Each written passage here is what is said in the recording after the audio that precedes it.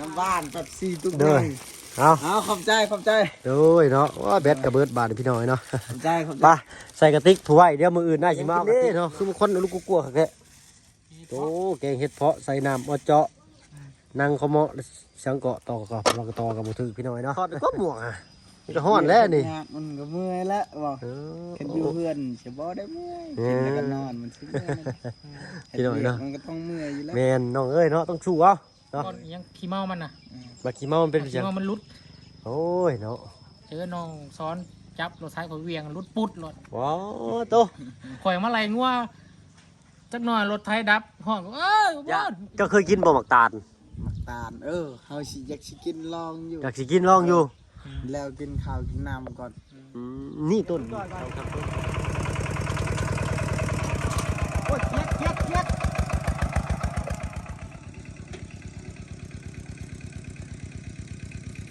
เอาพี่น้อยเนาะภาพบรรยากาศคือฟ้าคือฝนอีกคือเก่าพี่น้อยเนาะหลังจากที่บ่าวเพิ่งลงคลิปไปชิดสอนวิชาให้ทางน้องสอนรามเนาะก็ได้กลับมาไทยหุดหน้าเนาะทางอันซอยลุงเตอร์เป็นเนาะทางพี่แหละครอบครัวอันทางเมียเฮาพี่น้อยเนาะที่นี่ก็ไปไทยอยู่นะปู้พี่น้อยเนาะฝั่งนั่นเนาะจบไปงานหนึ่งครับบ่ได้ถ่ายปลาลุงบ่ไว้พี่น้อยเนาะหายใจบ่ทันหอบแห้งหอบลายเมื่อยเนาะอันนี้ก็จะเป็นโต่งเป็นลีเป็นต้อนโต่งปรับโต่งป้าพี่น้อยเนาะบ่าวเพิ่งก็จักสิบอกซับไทยได้บ่ถึกพี่น้อยเนาะโต่งหรือว่าลีหรือว่าต้อนเนาะเอาไว้ดักปลาเวลาน้ำขึ้นมาร้ายกับประมาณนี้นะมือจนสั่นเลยเอารอบนี้ให้ลุงนำร่องก่อนพี่น้อยเนาะลุงไปนำร่องไปปุ๊บแล้วบ่าวเพิ่งก็สิลงซ้ำต่อเนาะอันนั้นกระทั่งโต่งนั่นก็เป็นโต่งของลุงใหญ่เป็นเห็ดใหม่ได้น่ะเนาะลุงเป็นลงมาเห็ดโต่งปลาไว้เลยพี่น้อยเนาะ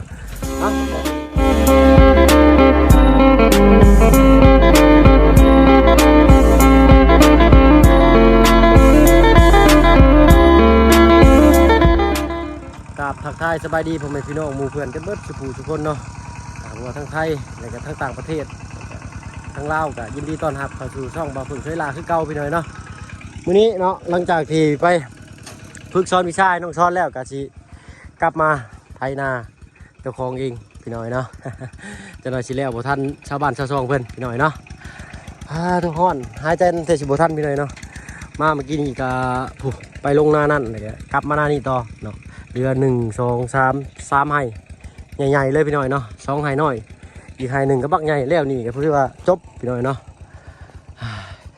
ชาวบ้านเพิ่นหาหน่อไม้พี่น้อยเนาะเอาเนาะอันนี้ก็สีเก็บภาพบรรยากาศเล็กๆน้อยๆให้พี่น้องนะครับโดยชมเป็นหลักเป็นตอนไปพี่น้อยเนาะได้การสีแลนเข้าไปหาทางน้องช้อนอีกเนาะจบไห่นี่กับไห่นี่เนาะอันนั้นเอาไว้คาบแรงพี่น้องเนาะ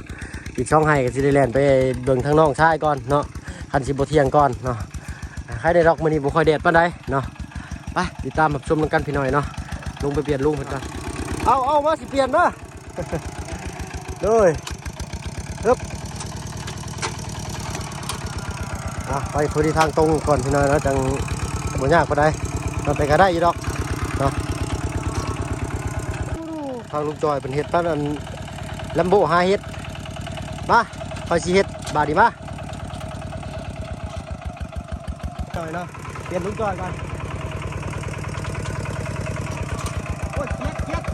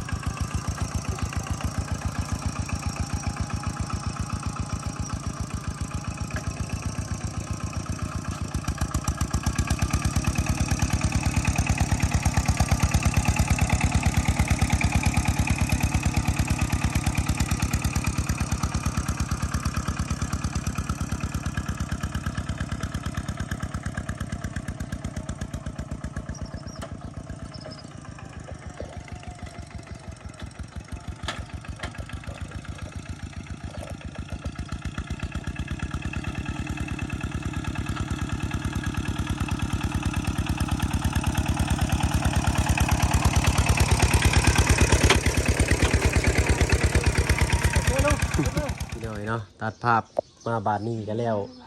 ให้ในนาไป3 ไร่ครึ่ง2 ไร่ครึ่งพี่น้อยเนาะเหลือไร่ใหญ่ขึ้นมาเอากำลังใจจากน้องอินเตอร์ก่อนพี่น้อยเนาะ สิเอานอนเลย สุจ้าลูกละสบายดีปะลุงเนาะ กำลังสิเสือไอ้จานะจ้าก่อนจ้ะจ้าก่อน เรียกหนูขึ้นมาทำไมเนี่ยเอ้ยเต้เนาะลูกเอ้ยเนาะโน้ยสบายดีจ้าเนาะที่นี่ก็ทั้งลุงเตอร์เพิ่นกาต้มปลานิ่นกับแกงเห็ดปวกพี่น้อยเนาะหรือว่าเห็ดโคนเนาะแล้วก็ตำมะคุงเฮิมใส่มะกอกโมเมนต์พี่น้อยเนาะตำมะคุงเฮิมซื่อๆใส่มะนาวนี่แหละเนาะเมาดูหัวม่วนพี่น้อยเนาะว่าสิไปเยี่ยมยามทั้งน้องซ้อนก่อนพี่น้อยเนาะซื้อน้ำซื้อในไปให้เพิ่นก่อน เราเมื่อยลอยอยู่จังเนาะพาถ่ายหน้าเราบ่เคยถ่าย เนาะทางบ่าเพิ่งเก็บภาพเป็นระยะให้ปลาลุงเบิ่งเด้อพี่น้อยเนาะเพราะว่าทางบ่าเพิ่งก็ลงไถนาคือกันเนาะทางบ้านนานี้เนาะก็คือสิบ่ได้ให้น้องซ้อนมาไถซอยดอกเพราะว่าเหลืออีก 4-5 ไร่เนาะแล้วก็ไร่ใหญ่หรือจังใดก็น้องซ้อนจังมาเล่นมาแอนนํก็ติดตามรับชมนํกันพี่น้อยเนาะลุ้นกันต่อไปเนาะให้เด้อพอไปกันเด้อซื้อเครื่องชูกำลังให้น้องชายก่อนเนาะเป็นห้านสรรพสินค้าหรือว่าห้านขายของชำในหมู่บ้านโคกใหญ่ก็มีอยู่หลายหลังคาเรือนพี่น้อยมื้อเช้านี่ก็ไปซื้อซอยทั้งอุดหนุนซอยเบาเสียงเพิ่นพี่น้อยเนาะ เอาซื้อน้ำแข็งกับโคกเลยก็เครื่องดื่มชูกำลังให้น้องมันกินหลายบ่ได้พี่น้อยน้องมื้อเช้านี่ก็อัดไป 3-4 ขวดเลยยันเพิ่นนอนมารับสิไปก้านกบอีกแล้วมื้อแรงนี่น้องเพิ่นเนาะไปพี่น้องพบพ่อกันแหละน้ำบาบุญสารวันเส้นทางเพิ่นก็ได้ปูคอนกรีตพี่น้อยเนาะก็สมทบหลายทางอยู่เนาะเอาติดตามรับชมกันอีกพี่น้อยเนาะเอาพี่น้อยเนาะฮอดเลยเด้อให้หน้าตะกร้าตึ๊บบ้านสวนทางลุงจันทร์พี่น้อยเนาะ ลืมปิดประตูเมื่อกี้นี่ ไปพี่น้องหมดแล้วโอ้ควันยังเด็กลูกคุกกลัวคือแล้วทางนั้นเนาะถือกินมาแต่ไกลเนาะได้เวลาพอดีพี่น้อยเนาะแต่ว่าบ่เพิ่งกินข้าวมาแล้วแหละเนาะ เรือนงามแท้หลังนี้เนาะ ไปพี่น้องอ้าวย่อไปสิได้หมอนะกำลังถือกินอยู่ก็ได้ ครบแล้วมาไว้มาก็ได้ เนาะมาตามกินพี่หน่อยเนาะควันลูกคั่วโตทางน้องซอนเนาะพี่น้องเอ้ยแล้วน้องละสบายดีป้าลุงอยู่ฮะ ปลาลุง โดยเนาะทางมาบุญสารวันกันโดยสบายดีเจ้าเนาะนั่งเย่เพ่คักแทบบาทดีเนาะโอ้ดู เศร้าเมื่อย นั่งเศร้า เป็นไงน้องละมื้อนี้เมื่อยอยู่บ่ เมื่อย เมื่อยละมานี่มาอันเอาพี่ซื้อของฝากของตอดมาเนาะ เป็นปลาอย่างเนาะ อึ๊บ โอ้น้ำบ้านแบบ4ตุ๊ก เด้ เล อย เอา เอาขอบใจ โดยเนาะว่าแบตกระเบิดบาทพี่น้อยเนาะ ขอบใจ ไปใส่กระติกผู้ไว้เดี๋ยวมืออื่นได้สิมาเอากระติกเนาะเพราะว่ามื้อนี้ก็ลงไปโหลดเอากระติกลงไปโหลดยิ้วด้ามมื้อนี้ก็โอ้ยกับลุงจอยได้หยังกินเด้เนาะคือมันคนลูกกลัวๆแค่โอ้แกงเห็ดเพาะใส่น้ำเอาเจาะนั่งเขาเหมาะเสียงเกาะต่อกับเราก็ต่อกับบ่ถือพี่น้อยเนาะ ไปได้ยังล่ะเมื่อยอยู่บ่ เมื่อยอยู่ เมื่อยอยู่เนาะ อืม ถอดก็หมวกอ่ะมันก็ฮ้อนแล้วนี่ มันก็เมื่อยแล้วบอก เออ กันอยู่เพื่อนจะบ่ได้เมื่อยกินแล้วก็นอนมันสิเมื่อย พี่น้อยเนาะ มันก็ต้องเมื่อยอยู่แล้ว แม่นน้องเอ้ยเนาะต้องสู้เอาเนาะ โดย ได้จักให้มื้อนี้ทั้งว่าบุญสารวัน พกให้ 6ให้น้อยๆเห็นบ่ รถขนาดรถโมเพรถเพ่ก่อนนะ เอ้าคือลึกแท้นี่ มาไอ้อิหยังก็ บีไทยแตก ก้อนอิหยังขี้เมามันน่ะ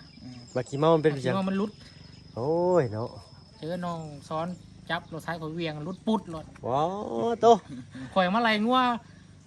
จักหน่อยรถไทยดับห้องเอ้ยบ่นเป็นหยังเด้อแลนด์นะเบิ่ง คอยเบิ่งอยู่ในคลิปทางลุงจันทร์นะโอ้ยว่ะคอยโหลดญาติดีว่าญาตินั้นเล็กแกงย่ำน้องเพิ่นอยู่ว่าบ่ให้พาวสตาร์ทรถไทยเนาะญาติแบบมันเกิดผิดพลาดมาเลยมันตีกลับมันนะมันถือคงถือแขวมันวองเนาะ ข่อยลอง เฮาอายุส่ำนี้เลย ไปเนาะ โดย ที่กลัวน้องไปเห็นหูผู้เดียว อันนี้เฮายังว่าอยู่นำแล้ว โด ก็ ย คอยเบิ่งไปนำกันซ้อนกันไป โดย ก็บ่มีหยังดอกเนาะแต่ว่าก็ ก็ ที่ก เป็ ลัวน น้องกันไปรักเฮ็ดผู้เดียว เนาะหลุดปุดบ่หันน่ะบ่ เฮาก็ต้องกล้าต้องลองต้องบ่ลองบ่กล้าบ่ได้ ยากก็เคยกินบ่หมักตาล หมักตาลเฮาสิอยากสิกินลองอยู่ อยากสิกินลองอยู่ แล้วกินข้าวกินน้ำก่อน นี่ต้นนี่ช่อง3ต้นถ้าว่าบ่พอเลยพุ่นอยู่สนหน้าอ้ายพุ่น โอ้ย 3-4ต้น เต็มอยู่มันหักชูงเลยน้องไอ้เนาะหากจากยากอยู่มะพร้าวก็มี อืม พร้าวก็หาไม้มาสู่เอาแต่ว่าหมักตาลนี่หาอัน ไม่มาสุหรือว่ามาเกาะเอาก็ได้อยู่ได้เนาะ เขาเอาลงมาให้พอแห้ง เอาลงมาให้แล้วบ่ อ่า โอ้พายากอยู่ได้บักตาลนี่เนาะ อ่า พาเป็นอยู่บ่คุณเจ้า โอเค บ่เป็นน้องชอน เป็นแต่กินอย่างเดียว เป็นแต่กินอย่างเดียวอ๋อต้องกินเต็มพี่หน่อยเนาะ เขามา ฮ้ ซื้ อ อน แดด เขาเอามาซื้อเอามาเขากับบ่ได้เอาเมืองบ่เบิดเขา เด้อ เอาไปกิน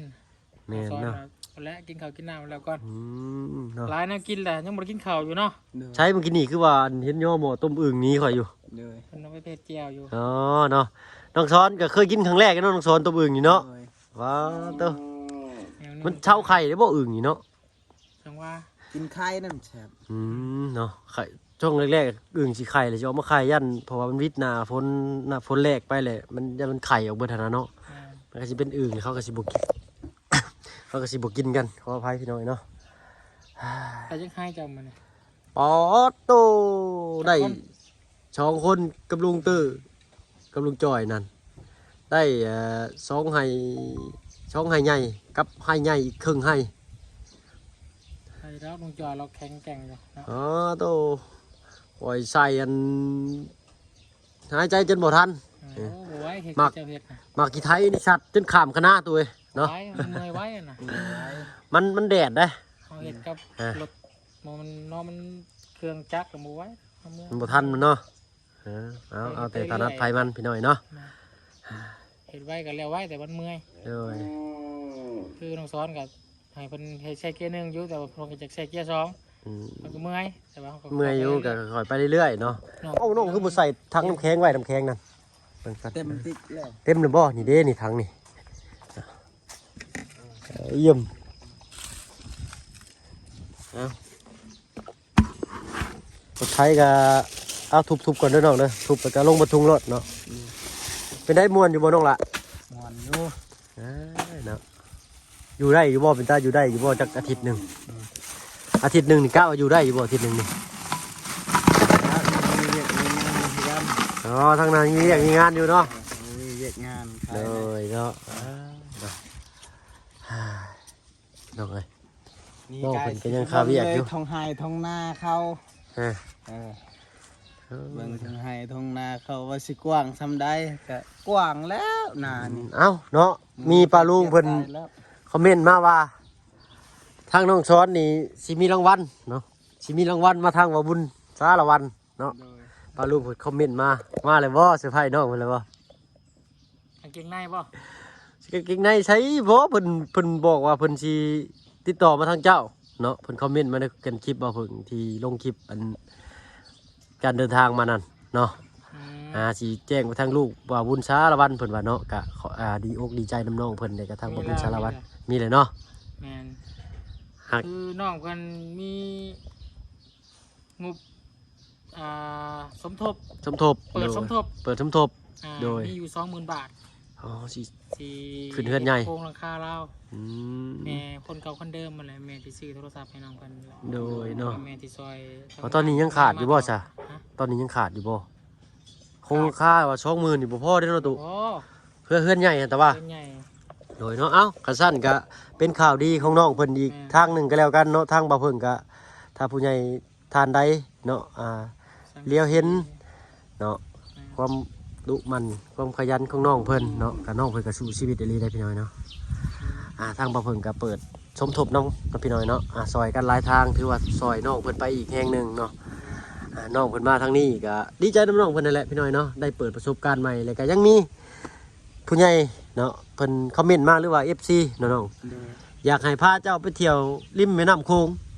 เคยไปบ่แม่น้ำโขงเคยเห็นบ่ บ่เคยไปให้กระแตกเลย มือเด้อเนาะ อืม เดี๋ยวสิถ้าฟังเบิ่งพี่หน่อยเนาะว่าทางลุงจันทร์เพิ่นสิว่างบ่เนาะ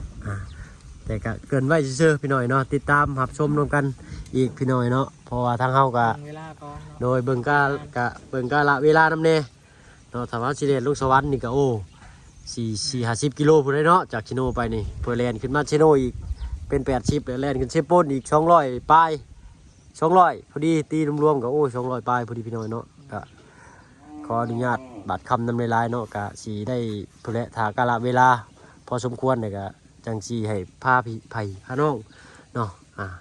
หับชมบรรยากาศพาน้องสอนไปเที่ยวแม่น้ำโขงพี่น้อยเนาะ กระซุ่มกระซวยแล้วน้องสอนดีใจป่ะ ดีใจแล้ว เนาะเนาะทางลูกเมียป้าลุงก็ถากินน้ำจ้อยอยู่ ไปซื้อน้ำแล้วบ่ ซื้อน้ำมาให้น้องซ้อนนี่แล้ว เออ เมียก็ว่าโอ้ยให้แต่น้องซ้อนเนาะถือว่าเฮ่ๆไปเราก็ได้เนาะเห็นอะไรแล้วเฮาก็กินอยู่ชั่วมือเนาะน้องเพิ่นก็เฮิงๆเทื่อนึงพี่น้องเอ้ยเนาะ หนึ่งเอามาให้ใครมาให้คนมาให้โอ้ โดย เอามารับแล้วแมลง เนาะแต่ว่าทางบ่เพิ่งชื่ออันพี่ชังชื่อเป๊ปซี่เนาะกับคาราบาว2ขวดเนาะแล้วก็มีบ่น้ำเปล่าน้ำมันเพิ่นลืมใส่ถุงให้บ่เนาะเฮ้ยน้ำมะพร้าวได้น้ำมะพร้าวปองน่ะเนาะยันน้องเพิ่นดีดยันไปยันหาไหลจับกบมื้อแรงนี่เบิ่งก็บ่เป็นพี่น้อยเนาะ ฟังเบิ่งแมลงนี่เนาะ โดย ถ้าว่า โอ้จากไปนำนี้เนาะ ก็สิพาน้องเพิ่นไปหากะ โดยทางว่าเพิ่งก็อยากไปนำเด้เนาะ มาชวนกันไปแล้วแมลงเนี่ย ทางว่าเพิ่งมีธุระอีกแล้วมื้อแรงพี่น้อยเนาะ ได้ และสิเอาวงดอกวงเดือนเมื่อส่งทางตู้พ่อเพิ่นเนาะเพิ่นก็เฮ็ดเวียกเฮ็ดเกี่ยวกับก่อสร้างเนาะเว้าเรื่องก่อสร้างนี่ก็ถ้าว่าทั้งพ่อบ่เพิ่งได้น้องสอนไปเฮ็ดเป็นลูกมือนี่โตคือสิบ่ให้เว้าเนาะก็คือสิเป็นไปได้ยากอยู่พี่น้อยเนาะเพราะว่าทางน้องเพิ่นอยู่ไกลเนาะบ่ได้เดินทางไปมาได้นะเว้าถึงกันนะเนาะทางพ่อบ่เพิ่น ต้อง ก็ การน้องซ้อนเพิ่นเนาะก็มีเข้ามาโอ้ทางฝั่งไทยเพิ่นก็ต้องการน้องซ้อนหลายขนาด โอ้ยเนาะ ทำไม เว้า ต้องพี่เนาะโอ้ยเจ้านายรักตายเลยว่าซั่น แม่ ข น ยัน เนาะ เลยพี่นาย ถ้าว่ามีบางท่านเพิ่นก็คอมเมนต์โอ้ถ้าว่าน้องซ้อนถือกัน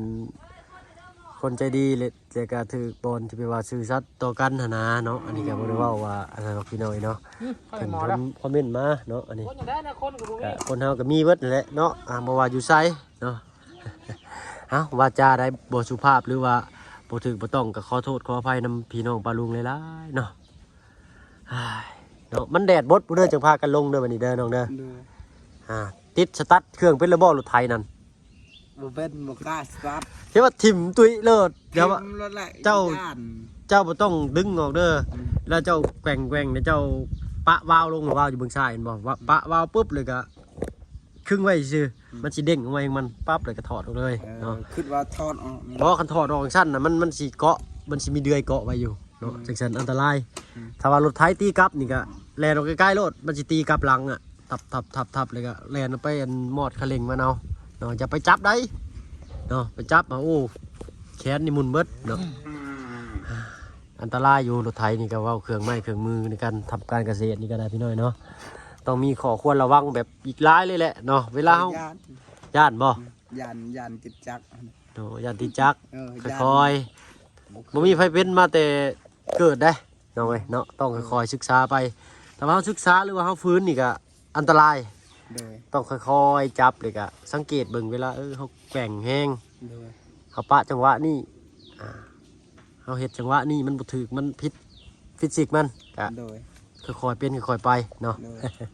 บอกเพิ่นก็บอกไปเรื่อยๆพี่น้อยเนาะ อ้ายเอ้าทั้งน้องวินเนอร์ สบายดีปะลุงไหม สวัสดีป้าลูกน้องวินเนอร์ เอ้ย สบายดีเด้อ มาดี เอ้ยเนาะจนช้ำเอื่อยเลยหน่อยเนาะ เว้ากันหลายอยากันห่างถ้าบ่เพิ่งก็สิพุ่นแหละ กินข้าวแล้วบ่เจ้ากินข้าวแล้วบ่ กินมาแหละเนาะทั้งลุงเตอร์เพิ่นย่อมาว่าสิแล่นมาหาน้องซ้อนบัดลุงเตอร์ย่อพระเข้ามาว่าเอ้ยเอาใส่ก่อนว่ะเนาะกินได้บ่เจ้าน้องซ้อนข้าวเดือนยังถาต้มอึ่ง ตาต้ม ไข่ อึ่งอ ต้ ยู่ มอึ่ง หิวแล้วบ่ หิวอยู่ ฮะ ก็กินไข่ไก่กรอบนั่น ไข่ไก่กรอบไข่จังตุ ซี อ๋อไก่ KFC ทั้งลุงจันทร์มันชื่อมาบ่ โดย เนาะเคยกินครั้งแรกอีกบ่ไก่ KFC กันนะ กินครั้งแรก เนาะ มาสั่น อ้าวค่อยๆปรับกันไปพี่น้อยเนาะ ก่อนนี้ก่อน อ่า ห่อนบ่ แกงเห็ดเพาะนี่เคยกินบ่ ห่อได้หน่อย ใบจัง ใค เป็ ร น สิเคยกิน เห็ดปวกเด้เห็ดปวกเคยกินอยู่บ่เห็ดปวก พวกเคยอยู่ เห็ดปวกเห็ดโคนน่ะได้ โคนหมูและเห็ดโคน เห็ดปวกอะนะเคยอยู่บ่เห็ดปวก เห็ดพวกมันแบบได้ ค่อยสิอธิบายเลยเนาะมันเป็นดอกจุ่มๆมันน่ะเนาะดอกจุ่มๆมันแบบหวานๆดอกเห็ดน่ะนะบ่แม่นเห็ดนางฟ้าเด้ อ่า ดอกเห็ด บ่ โค ได้ น หวาน แม่นมันหวานหน่อยนึง อืม เวลาดอกมันจุ่มๆเฮาเอามาลวกอะโอ้หวานช่วยโดดเห็ดนะเนาะเห็ดโคน โอ้แซ่บเห็ดตัวนี้ราคาแพงเดี๋ยวจักมือสิชวนลุงจอยบุกป่าก่อนเนาะถ้าว่ากาลเวลานั้นยังแบบพอสมควรก็สิพาพี่พน้องเขาไปชมบรรยากาศ ไปรุ่นแบบไต่โคมแล้วได้เข้าไปไต่โคมไฟไปช่องเอาตั้งแต่3-4 โมงเช้าผู้ใดคำไปแต่8-9 โมงหรือ5-6 โมงเช้าดูบ่ทันเพิ่นใส่ไฟโคมเอารุ่นอันเยื่องเอาแหละซุมื้อนี่ฮะเฮ็ดปวกนี่บ่ทันเนาะเอ้าเว้าหลายแห่งสิบ่ได้เมื่อพี่น้อยเนาะบ้านนี้ทางนักคลองคอยท่ากินน้ำหวานแล้วบ้านนี้พี่น้อยเนาะเอ้า เพิ่นแต่งมาซื้อน้ำบานบ่ บ่เพิ่นว่าอันชื่อให้แต่น้องซ้อนบ่เพิ่นว่าเอ้าเพิ่นเว้าจำนี้เขาก็คิดได้แล้ว เนาะโอ้ยชื่อให้แต่น้องซ้อนเลยเนาะทางนี้อยากกินเด้สิเพิ่นว่าสินะทางเมียบ่เพิ่นเนาะ กินเนยซื้อให้ใครน้ำหวาน บ่เนาะเพิ่นแซวซื่อๆหั่นนะเนาะทางว่าเพิ่นก็ตั้งใจว่าสิมาซื้อเครื่องชูกำลังนั่นแหละเนาะลงไปอันไทยไห้ไทนาเพื่อเมื่อยก็กินกับลุงเตื้อนะเนาะ ยังลายบ่หน้าหุดเจ้า โอ้หน้าหุดเรือไห้ใหญ่เดินเตือนอยู่ตีนบ้านนะสิได้ขอเหือขอแห้งทั้งน้องช้อนนี่แล้วไปช่อยมืออื่นนี่เรืออะไรฟังเบิ่งก่อน ท้ายข่อยก็ท้ายผู้เดียวแล้ว เอ้าข่อยก็ยังไทยผู้เดียวเนาะมื้อนี้ก็เลย ยิงเตอเจ้า2 โอ้ คน ฉันบ่เอ้ามื้อแรงมาตัดชิ้นกันมาเป่ายิงฉุบ เอาอย่าไปก็ไป เอาเนาะทางนั้นก็มีลุงเตอร์ซอยอยู่ก็บ่เป็นหยังเนาะก็ถือว่าให้น้องเพิ่นมาเล่นมาแอนได้หั่นนะเนาะก็บ่ได้ว่าสิมาเอาเหือเอาแห้งน้องเพิ่นขนาดนั้นพี่น้อยเนาะอีต้นสงสารน้องเพิ่นได้ ลงว่างให้น้องไปเยี่ยมยาม ไปเยี่ยมยามจับเบิ่งจักบาทเนาะน้องเนาะไปเบิ่งโอ้มาฮอบนี่แบบบ่เห็นเฮือนทั้งกันบ่เพิ่งอยู่ก็บ่ได้ได้เนาะก็ต้องเห็นเบิดพี่น้อยเนาะ ไปเบิดให้ฮู้มาแล้วก็เพื่อนไป โดยเนาะบัด มื้อ พายพักหน้าดิเนาะ ก็ได้ฮู้ว่านี่เบาเคยลาอยู่ โดย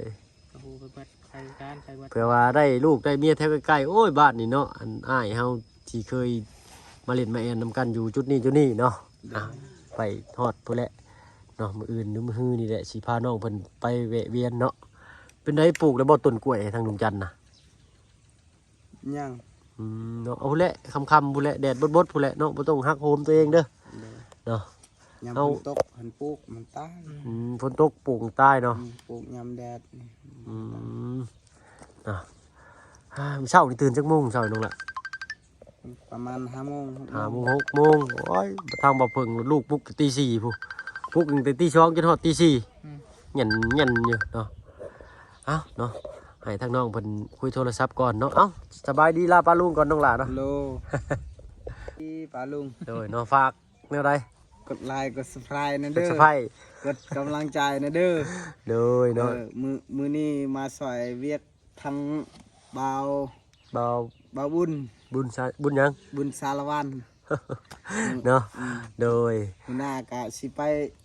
ลองเบิ่งให้เจ้ามัน ให้ค่อยหน้าได้เนาะบ่เป็นให้เด้ หน้า เนาะ เจ้า โอ้บ่เป็นหยังเนาะเอ้ยเนาะถ้าว่าทางนี้ยังอันไหนก็ ไปลิ้นม้วนนะบ่ โดย ซอ ไปเล่นไปแอนเนาะ มีแห้งคือกัน โดยเนาะ ไปลิ้นม้วนอยู่เฮือนเขา โดยเนาะอ้าวเจ้าก็บ่ต้องฮักโฮมคอยเป็นคอยไปเบิ่งอ้ายเพิ่นนั่นแหละอ้ายเพิ่นพาเฮ็ดอะไรเนาะโดยอ้าวฝากปะลุงติดตามน้องซ้อนแหน่พี่น้อยเนาะสบายดีน้องซ้อนเนาะสบายดีทางบ่บุญสารวันเจ้าเนาะเอาทางบ่เพิ่งเมื่อซื้อน้ำซื้อในให้ทางปลาลุงก่อนพี่น้อยเนาะเอาสำหรับคลิปนี้ลาลงแล้วพี่น้อยเนาะพบพรคลิปหน้าเอาเป็นว่าสบายดีเนาะ